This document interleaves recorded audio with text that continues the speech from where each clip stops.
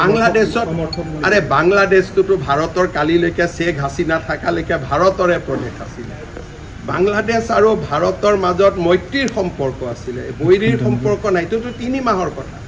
ইউনুছ বাংলাদেশৰ প্ৰেসিডেন্ট হোৱাৰ পিছত মই গৈছো নেকি